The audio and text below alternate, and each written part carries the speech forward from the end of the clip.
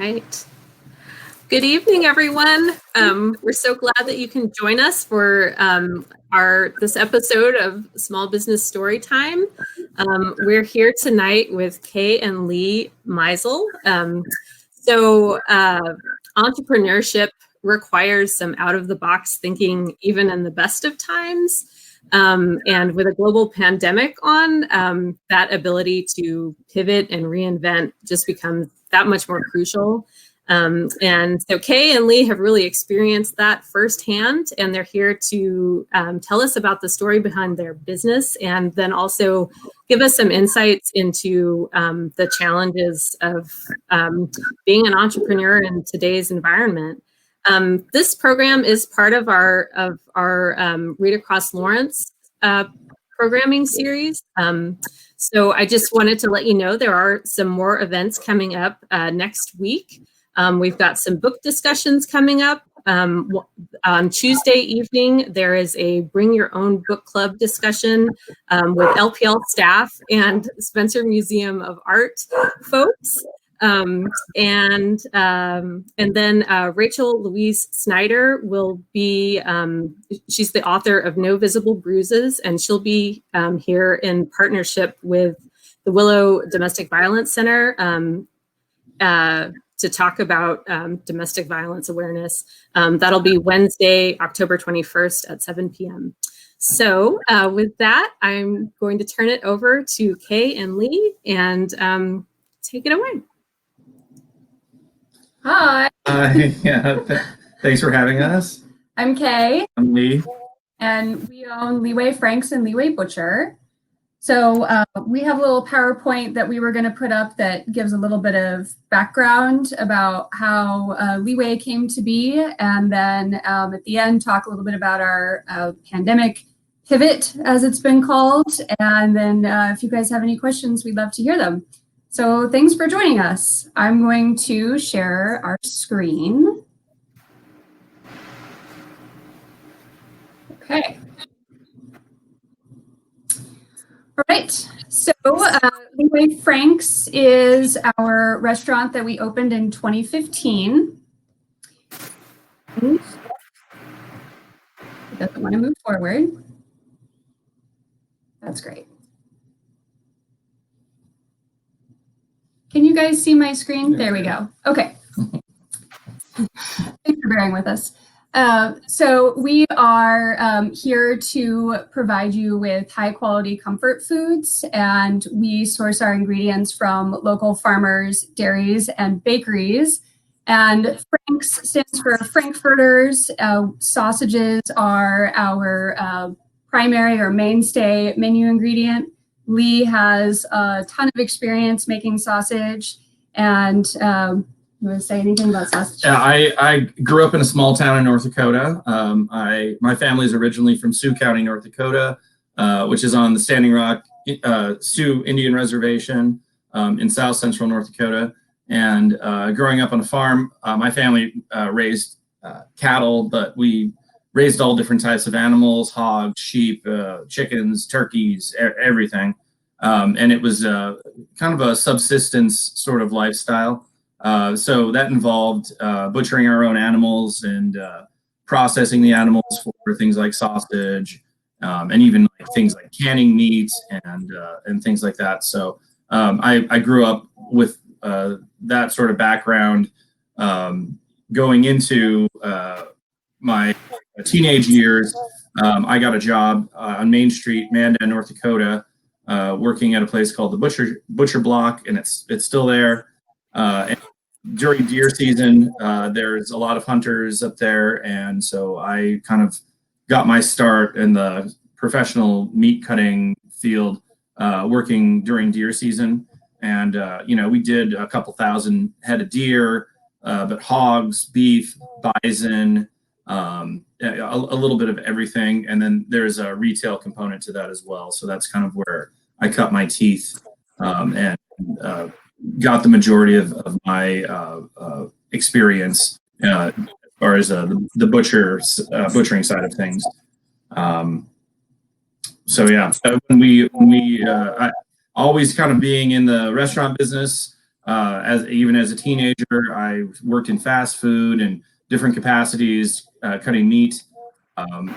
It came time to open our own business. We knew that, butchering animals and making sausage and processing our own meat and sourcing from local farmers was going to be a very important part of what we do. And to this day, it continues to grow. I feel like we are constantly growing on that side of things. So we opened the restaurant in 2015, and then our butcher shop is kind of a sister business 2 doors down from our restaurant that opened in 2018, and it's really given us the ability to grow. And over this last year, the retail sales have really have been a crucial component of keeping the doors open, keeping people employed, not only maintaining staff, but we've actually been growing on that side of the business. So it's kind of the background on that. Like I said, I'm a enrolled member of the Standing Rock Sioux Tribe of North Dakota. I'm Hunkpapa Lakota. Graduated from Haskell in 2008. My first job was in fast food. I got a job when I was 15 years old up in Mandan, North Dakota. So the food business is sort of in my blood. And I, since 2015, have been self-employed, opened the restaurant, and then a couple of years ago, opened the butcher shop. And, that has been pretty much my sole efforts have been dedicated to, managing and growing those two businesses over the last few years. So we met in 2005, shortly after Lee moved here to attend Haskell. I was here for you. We both ended up getting business degrees, other get through college. I have a full-time career as a financial advisor in addition to my work for Leeway. So I do the business administration for Leeway, all the money stuff, the paperwork, human resources, tax stuff is on me. And then the social media, I take care of that as well. And I am an officer on the Lawrence Restaurant Association, which has become much more active this year as a response to the current crisis. We are a certified minority business enterprise. We have been fortunate enough to be named the Minority-Owned Retail Business of the Year by the Department of Commerce in 2016 and again in 2018. Lee was named one of the top 50 Native American entrepreneurs by Native Business Magazine last year. And then we also were awarded Emerging Small Business of the Year by the Kansas Small Business Development Center last year. We won Best New Restaurant in 2016, which was very exciting. That was the Best of Lawrence Awards. And then they kind of created the Best Tater Tots category, I think, for Leeway. So we've proudly won Best Tater Tots ever since that became a category. As we said, we opened the butcher shop in 2018. And Lee, of course, is a full-time butcher, and he has trained some of our staff to work in the butcher shop as well, and is expanding that training program to get more people working in the butcher shop. Do you want to talk about? Yeah, the butcher shop, we're kind of a nose to tail retail shop. So we work with whole animals. It's a full service. So we are there to offer not only insight into the cuts that are available and the retail items that we sell there, but also in what we kind of talk about is value added in our industry. Value added cuts are maybe lesser known cuts of meat or even preparations of certain cuts of meat that provide the consumer, the end consumer, with a more in terms of cost per pound, and then also availability, which we've really seen a lot this year with a lack of availability at certain times. We've seen a big uptick in business where people who are trying to locally source cuts of meat I think this last year it's become really apparent that the typical model for availability and grocery stores and places like Costco and Sam's Club and stuff like that, this sort of model isn't necessarily sustainable at times. And so when we have those hiccups and those problems in the supply chain, it really goes back to sourcing, getting to know your local farmer and making sure that that sort of lifeline between consumer and farmer is maintained, because I think we've just seen the failings of that over the last year, and it's become more and more apparent when items like ground beef aren't available.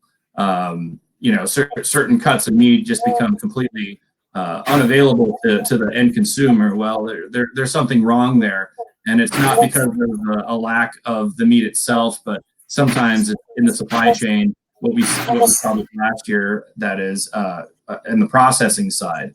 So there's plenty of cattle out there. There's plenty of hogs, poultry, all those items. There's still the same amount of them, but what the problem comes down to is people who are able to process them.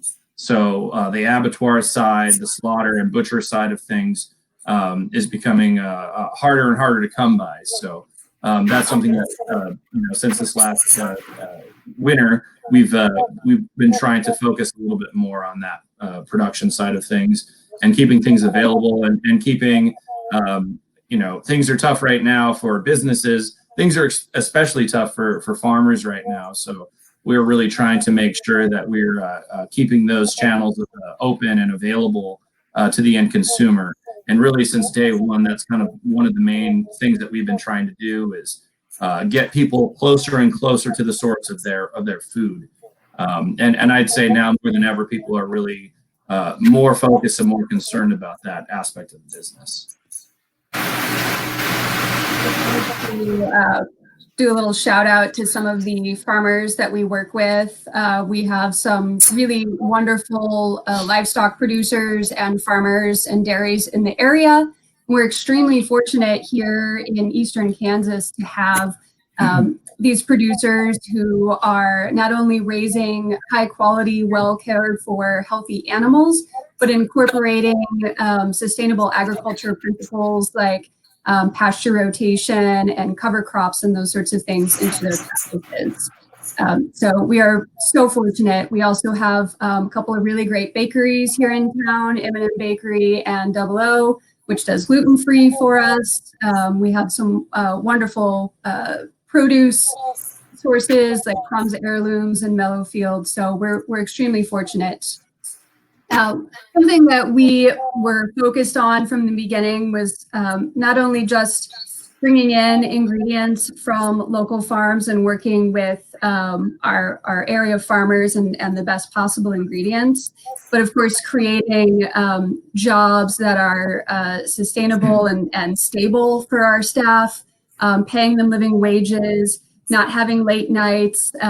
We close at 8. We used to close at 7, really so that our staff could get home to their families and have kind of a normal life, which you don't get a lot in the food service industry. So that was something that we really wanted to be able to offer, along with set schedules so people know and can plan on when they will be working next.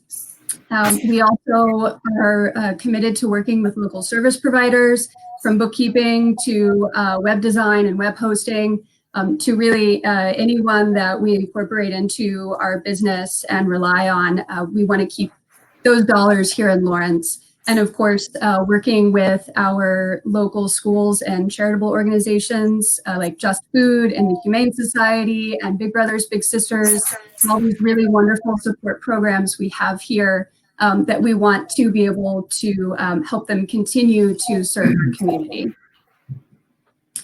So of course, 2020 sort of turned everything upside down. Here's a picture of our wonderful general manager, Mel, who you will typically see in the butcher shop. She's masked up and behind our plexiglass barrier with her Purell.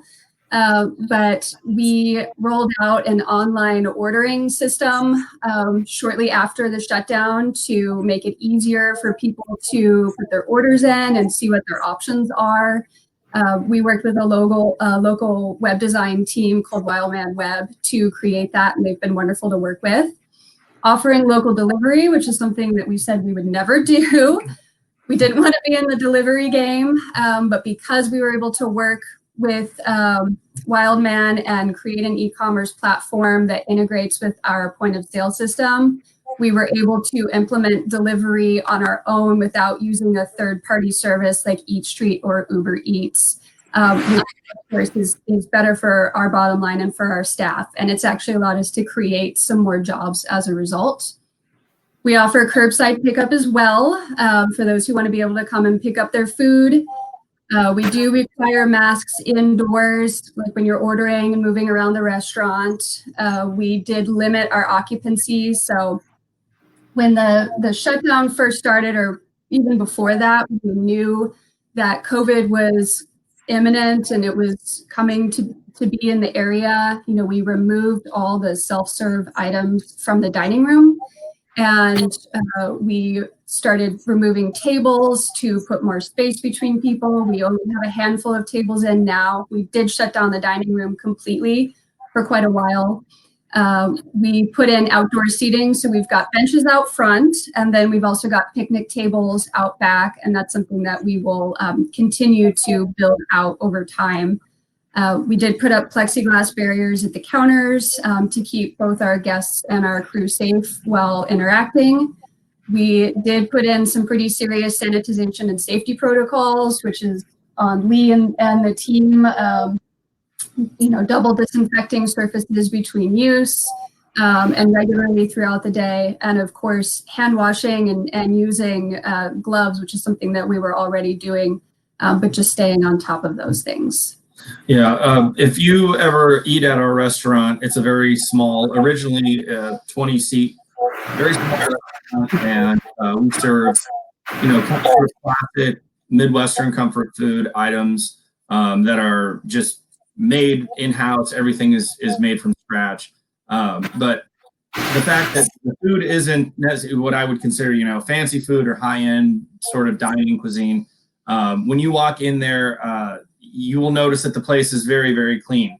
And we really pride ourselves on cleanliness and at all points in the dining experience. When you walk in there, you'll see a clean dining room, you'll see clean seats and tables, everything. We're very meticulous about that. So back in March, when we all sat down and we started talking about this sort of inevitable thing that was coming our way and that we couldn't control, one of the things that we could control was, well, you know what, the place is clean, but we're going to even go a little bit further and really make sure that people can feel safe, either eating food that comes from here, and at some point when we finally open up the dining room again, that people would be able to feel safe, not just our guests, but also our staff. So it's something that we pride ourselves on. It's it made us rethink, sort of everything in terms of sanitation. This is a virus that could potentially live on surfaces for days and days. It made us think about every point of contact. We upgraded our POS system that we have to have it completely contactless. We made a lot of improvements that I would say were probably above and beyond what was maybe expected. But we have very high standards in terms of keeping people safe, and especially our staff. We sat down with our staff and we were able to retain, I'd say, almost everybody during this time, because I let everyone know if they didn't feel safe that apply for the unemployment. We're not going to. We'll sign the paperwork. We'll do all that because we want to make sure that our staff is kind of the lifeblood of our business, or taken care of, and feel safe, performing their jobs. We haven't had any issues. We haven't had any positive or anything like that. We do so far with our limited contact sort of model. So that was something that's completely new, and something 5 years ago we would never have assumed that we would have to consider. But part of our model is adaptability, and because of the way our business is run, we were able to adapt to the new modern things and kind of just work with it. And so far, we've been pretty successful with that. We're happy with the results that we've put in the effort, and I feel like we feel like going forward we're in a good place. So. Yeah, being a small business, especially one as small as ours, lends itself to a certain level of flexibility that you might not have in a larger operation. And it allowed us to respond really quickly, which is something, of course, that was of the utmost importance. Earlier this year, that's the thing, information was changing constantly, and no one was quite sure what was going on, but we could, do everything we could with our space to keep people safe, and we feel good about what we've put in place. I've got a little splash page here to make you hungry. Various dishes that some of these are regular menu items and some of them are specials. Lee is very creative, and he loves to cook, and he loves to research food. And as much as I enjoy my role as a financial advisor, like I'm not coming home necessarily and watching finance videos, but Lee comes home after long days of work and watches videos of people cooking street food in Thailand or Korea, and reading cookbooks and watching YouTube videos of instructional YouTube videos and shows that they come out about tacos and whatever it might be. If it's food, he wants to learn about it. Yeah, and books. Books. I might have a problem sometimes. I buy a lot of books, not just cookbooks, but books about food, about cuisine, and one of my favorite things is to read about stories about people who have created restaurants or created something. I love reading about people's story. Haskell, that was one of the most incredible parts of that experience, is that everyone has a story and everyone carries their own story with them, and being able to talk to people from all over, being able to share a bowl of pozole at a powwow or an Indian taco, or there's just some very special and important memories to me regarding that. So I love to read about, not only food, but I love to read about people's food experiences and their families and their growing up story, or a lot of our food in this country comes from immigrants. And sometimes as a member of an Indian tribe, I kind of feel like an immigrant in my own country a little bit. And so I relate to that on a certain level. And one of the main things that connects us all is food. And so it's sort of a universal story. And that's really what fascinates me. So when you come to the restaurant, you'll see our classic menu items and things, but there'll always be a weekly special or something that is inspired by a particular type of food that sort of spoke to me, or something like that. So you'll see a lot of variety as well as our classic menu items. And so that's one thing that hopefully our guests appreciate, that it keeps things fresh and it keeps things new, but it gives us the opportunity to look at things with a fresh pair of eyes. Maybe something that sort of speaks to us and inspires us. And then we hope that sort of carries over into the product that we can deliver to our guests.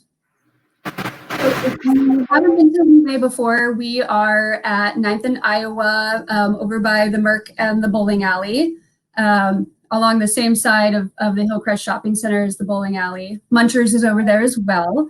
So you can also find us online. Leewayfranks.com will take you to our online ordering website. It's the best place to find our specials as well.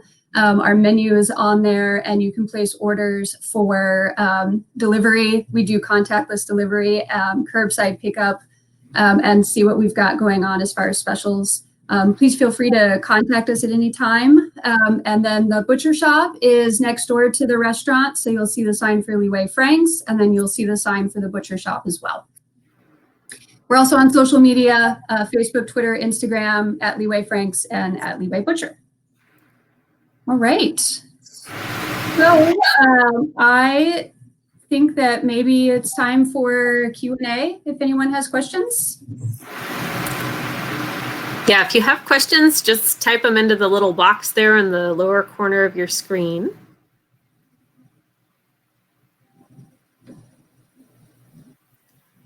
I know I have a question. Can you tell us a little bit about the Minority Business Enterprise certification? What's involved in that and in getting that certification, and maybe what how that has impacted your business? Yeah. Originally, when I was filing for a building permit through the city, we had, when you file for a building permit, when we were building the restaurant, there is a sort of a pre-application meeting that you have downtown. And there was a small business administrator who worked there, and she had come up to me and she asked me if I was, she had heard that I'd gone to high school, and she said, are you planning on doing the certification? And I didn't, originally that wasn't part of the plan. But after we spoke for a little bit, I realized that that is an important aspect of being a small business, especially a minority-owned business, and especially a Native-owned business, because there just aren't that many of us. And so it's an application process through the state, other than filling out some paperwork and basic things. For me, I'm used to it. People, ever since I was a little kid, I feel like every time you apply for something, they ask you if you're Native, and I check the box. But I never considered that it was an actual important part of, could be an important component of the business. And so, yeah, and that's something that we have to renew every year or two. Every year, maybe. Every year. It's through the state, and even though that my Indian tribe is in North Dakota, living in Kansas for the last decade and a half, there are programs and things like that can help you out, and we've taken advantage of some of those over the years as well. Things like funding, and we have originally we had this multiplier loan that gave us the opportunity to really, if it weren't for that, we maybe wouldn't have had the capital to open the restaurant originally. So yeah, it's also just important that being a part of this sort of across the nation, there's Native-owned businesses, and there is, whether you see it or not, there's a support structure there just by being a part of something maybe bigger than just your little corner of the world. And even though we're a small business, it means a lot to in an Indian country to know that when they start a business, or if they try to do something out on their own, that they're part of maybe something bigger than just their local neighborhood or their hometown or their reservation or their home state, for that matter. So. Planning on starting a business, or who is opening a business, if you do want to get your certification as a minority business enterprise, a woman-owned business, disabled and veterans as well, I would suggest doing that paperwork early on, because it gets more complicated if you've been in business for a while. Things are moving really slow in the state too right now, just in general. And I think that department maybe has 3 employees in it, and they handle all of the businesses, all of the minority-owned and disadvantaged-owned businesses in the entire state. So one thing that COVID has kind of taught us as well, is that these things that we kind of take for granted, everything kind of slows down. The world starts becoming very, very small very quickly. And then there just aren't the resources available at all times that we used to have. So now we try to give ourselves a lot more time and a little bit more breathing room when trying to do something like that. And so, yeah, don't sleep on it. Don't hesitate on something like that at all. That would be my suggestion. If you come from a disadvantaged group, you know, there's resources out there, and really a lot of it is a phone call away, an email away. It's very easy. It's not a scary process or anything like that. And I recommend that everyone who can to try to take advantage of it, because they're not only are there great resources there, but you get to know really wonderful people within that program who have been extremely helpful for us over the years. And honestly, we might not have been able to survive the first few years without it. So, there's questions. So, do you want to start with this one? Sure. The question is, what changes to the business that you made due to the pandemic that you will retain?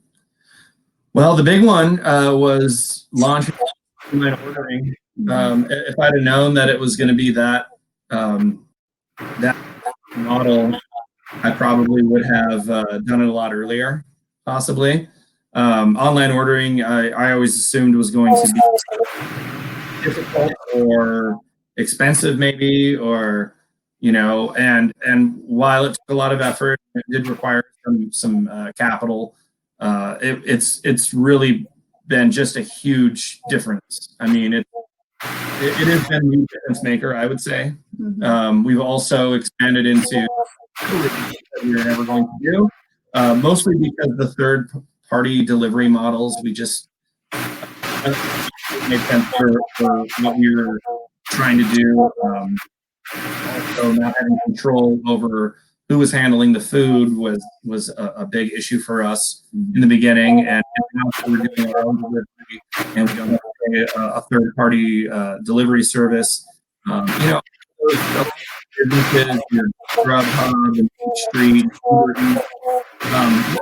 they're tech businesses. Those are technology businesses. They're not food businesses, and they don't know anything about food. Hard, and so it was difficult for us to want to commit to something like that, because it was such a financial burden as well. And being able to take that on our own and just take that step has been a big difference. We also recently finished our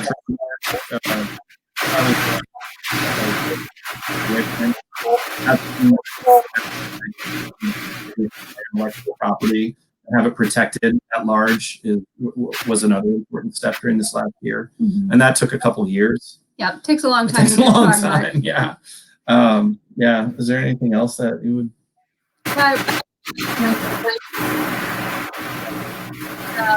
So another question is, what is one thing that you guys want to improve on in the future for Leeway Franks? Oh, well, it's a small restaurant, and we have a small space. It's maybe 700 square feet. It's very small. And now, knowing that, and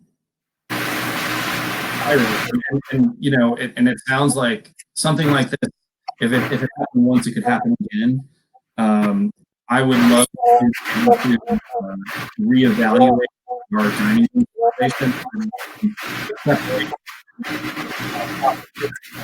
Right now, we took out tables.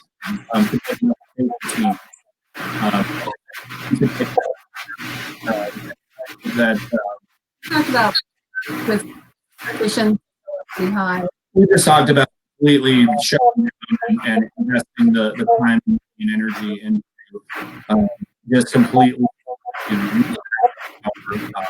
our time space. We need to start thinking about things like that. And I think that at some point, people, will be able to get back to a little bit more normal, where, hopefully you'll still be able to see a bustling dining room, and the kitchen's moving, and there's people moving around, and all that excitement and all that energy. But I just feel like even once we, possibly get closer to a vaccine or a treatment for COVID, I just feel like there'll be apprehension going forward for quite a while.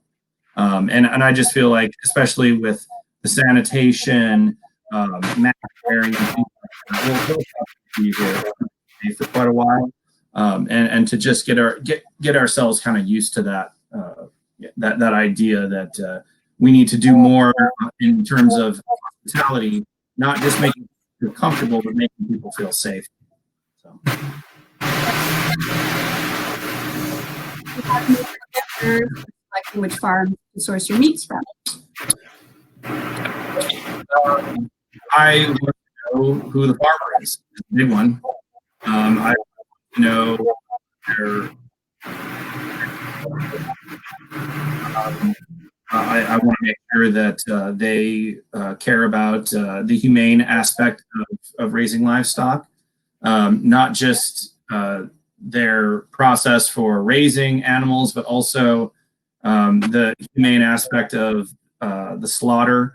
That has over the years, and reading more and more about it, not just being able to raise your animals in a humane and ethical manner, but also when you bring them to market, and the slaughtering process needs to be done humanely and ethically, and that has a huge impact on the way meat tastes, the flavor of the meat, and also animal welfare is just a very important aspect of our business. Both of the businesses, and Temple Grandin is sort of a leading figure in our industry about some of the progress that's been made over the years about treating animals in low stress environments.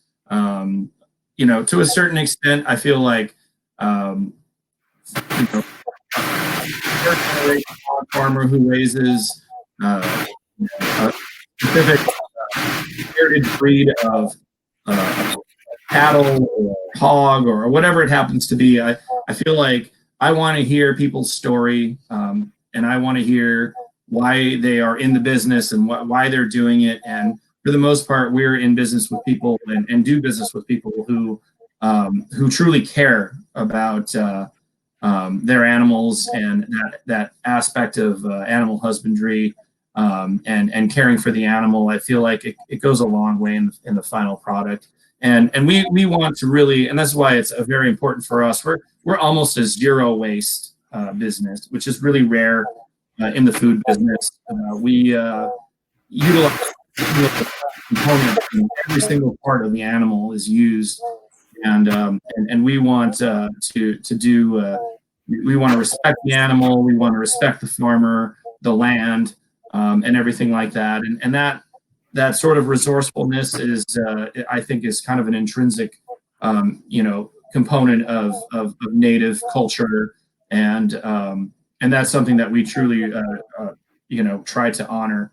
And so, those are the main things, is that we want to not only get to know the farmer, we want to get to know our customers better, and then we want to sort of bridge that between the two and create that sort of relationship between the two. That's what we're trying to do. All natural, grass-fed, all of those things, that's great. But if you really don't know your farmers, and you don't know them personally, then you still have a lot of work to do, I feel like. So that's kind of our first step is getting to know the people who raise them. I have to say, I love everything about your business model. Are there other questions from the audience?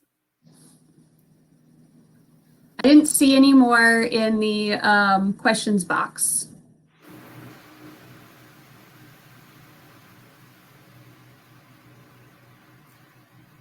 I had a question about your when you were talking about sort of your, I guess, labor practices, so, living wage and, regular work schedules and things like that, I think, that has become, those kinds of jobs have become harder for people to find.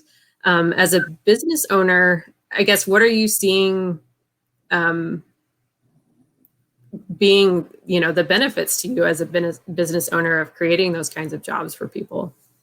Employee retention. Just and people's quality of life. I mean, I've worked in the restaurant business and hospitality business since I was like 15 years old, and it was assumed that if you work in this business, it means that, and it basically means that you don't get 2 days off next to each other. You don't get the 40-hour work week. That's not assumed. You don't get a pension. You don't get benefits. All of these things are, you don't get it. And I don't know whoever wrote that was the way it needed to be. We come from a antiquated and very outdated sort of hierarchy sort of model of labor that doesn't need to be that way. And for me, it was one of those moments where, and I've had jobs where everyone works 6 days a week. Everybody has to work at least 60 hours a week. There are no vacations, holidays off, any of that. And when it came time to decide how we wanted to run our business, when we were, writing our business plan and creating this model, we just stepped back and said, why does it have to be this way? And it doesn't. And just that bucking of that trend, I think we're going to see more of that. We've sort of seen a little bit of upheaval in our industry over the last year as far as inclusion, living wages, treating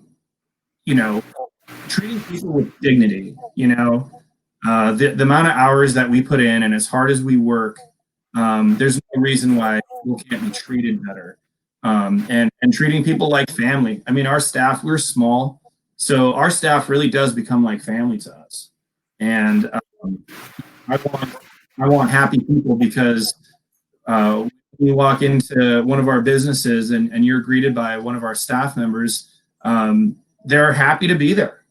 They truly are, and that makes such a huge difference. Treating people with the respect that you would want to be treated with. It seems like a no-brainer, but in our industry, it's rare. And so we wanted to make a really conscious effort to make sure that our staff is happy and that we can keep them around and that they want to stick with us, because we need them. They are the lifeblood of our business model, especially being small like we are. Big corporate models, hundreds of employees. If somebody quits or somebody walks out of the job because they're unhappy, I feel like they'll say, well, we'll just put somebody else in there. And for us, it doesn't work that way. We need to keep our people happy. And I think that we consciously every day try to make sure that we're doing that. So. And I think we have one more question. Let's see. At the beginning of the pandemic, people were open to learning to cook more. Is this holding true now at the butcher shop? It's a good question. Yes. Yes. And part of what, when I was talking about, we offer all of the classic sort of what I call middle cuts, popular cuts that if you go to the grocery store, you're going to see a KC strip, a ribeye, there's tenderloin, there's, kind of the big hitters. Those are all very important, and they are definitely a part of what we do. But we also offer a lot of value-added items. These are smaller cuts of meat that there might only be one or two of them on each side of the animal, and they might be a little bit smaller. So maybe they feed, not a family of 4 or 6, but maybe it just feeds like Kay and I. It's just the two of us. So. A small piece of meat is perfect for somebody, for our purposes. We'll, you get your 4 to 6 ounces of meat or whatever, and all the other items, and you might not need a huge roast or something like that. So, but because a lot of these cuts aren't as well known, we try to always not only just sell people a new cut of meat, but we always want to have that conversation about how to cook things properly. And having a cooking background, you know, every cut of meat has a specific sort of purpose, I feel like, the best way to prepare it and the best way to cook it. So we are trying to open that dialogue as well about what's the best way to cook maybe a lesser known cut of meat. And so that's the conversation that we kind of always open up with. When you come into the butcher shop, we ask, how many people are you feeding? You know, what type of meal are you planning? And then we kind of just go from there. So we really have a tailored, sort of personalized approach to our retail. And that again was and starting you know, the butcher shop business itself. We wanted to not only get people to be eating, you know, maybe a little bit more responsibly as far as sourcing their meat, but also being able to utilize maybe different cooking techniques or recipes that they maybe aren't necessarily familiar with, but being able to help them along the way. And I feel like our response from that and our feedback from that has always been very positive.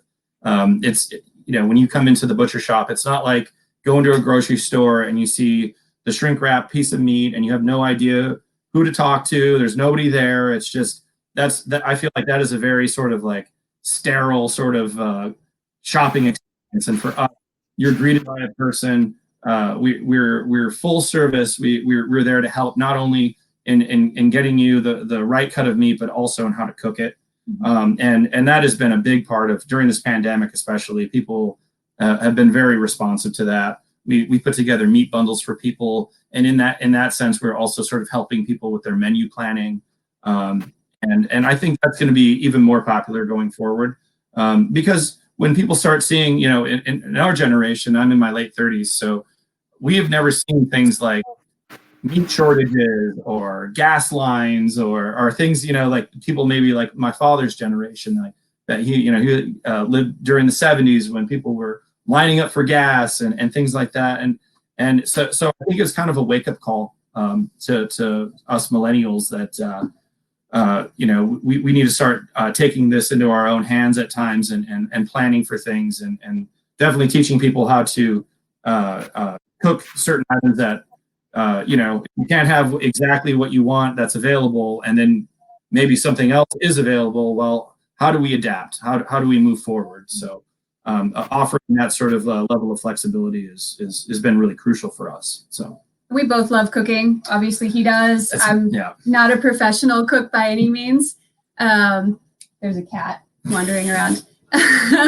But we love that a lot of people have really gotten into cooking for themselves during all of this, because it's a real joy to cook good, healthy food for yourself. Yeah. And it's really wonderful to be able to share that satisfaction with other people of providing yourself with a good meal. And I don't think we have any more questions at the moment. Anyone else? These folks clearly know a lot.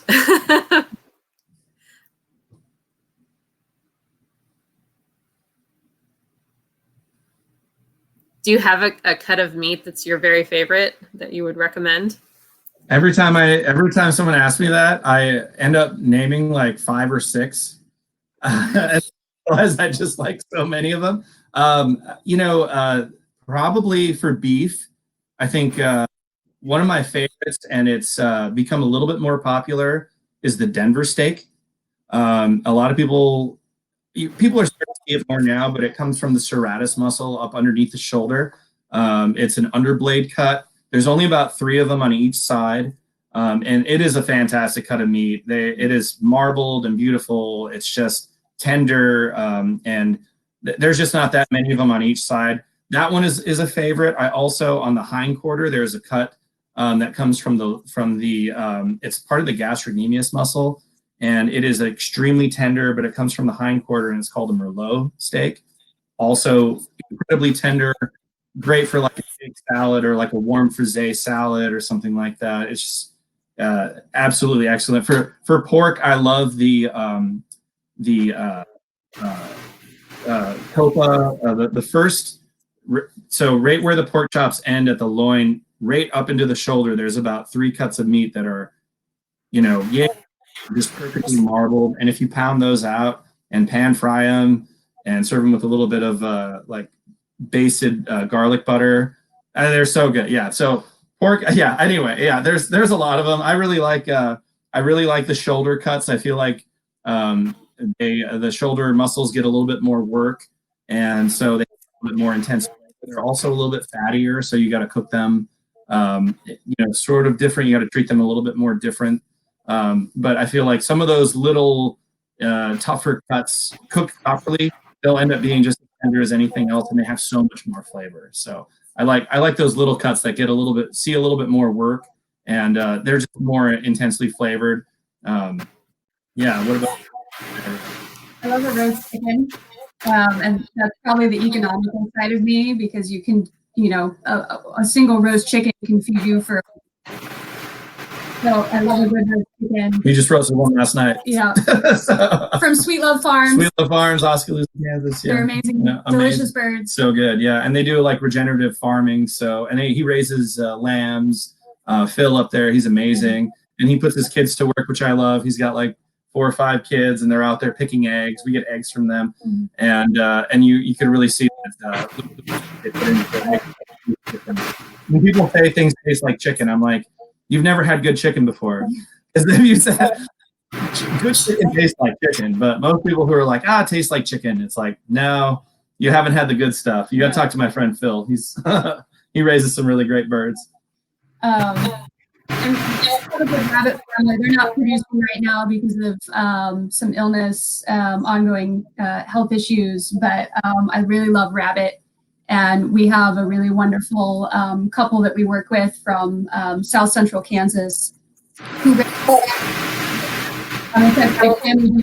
had for a long time. 3 generations. He's a 3rd generation rabbit farmer. And, growing up in North Dakota, there's dairy up there. There's a lot of beef, hogs, turkeys. But I had no idea that, until moving to Kansas, the variety of animals that can be raised down here, and geese and rabbits and just everything. I mean, it's really incredible to see when I moved here. Not just the livestock that can be raised part of the world. Fantastic peppers and tomatoes and sweet onions and garlic scapes and every type of green you can imagine. Fruit trees, apples. I mean, it just goes on and on. For me, we had a garden growing up. We did a lot of canning and things like that. But that in North Dakota is so brief. And here it just goes on and on. Up into November, and then even in the winter months, a lot of people have their own hoop houses, so we can get greens and herbs and things all year round, and it's amazing to me. It's one of my favorite things. And we have these amazing native crops, pawpaw and choke cherries and what's the pokeweed? There's just so many cool things. When I went to Haskell, I took a Plants of Kansas course, and we went out into the Baker wetlands and just walked around and saw all the edible plants. It just blew my mind how much is available here. It's such a diverse and interesting place to be. And a lot of people think of Kansas as maybe they grow wheat or corn or something, and it's just that's nothing to offer. And getting to know more passionate about the heirloom varieties and things like that, and flowers, beautiful flowers that we can grow here, and edible flowers. It's incredible. It blows my mind when I walk around the farmers market and stuff. It's kind of like a happy place. You get so many ideas, and inspiration just from. That's been a really eye-opening thing for me. That's fantastic. Are there any other questions out there?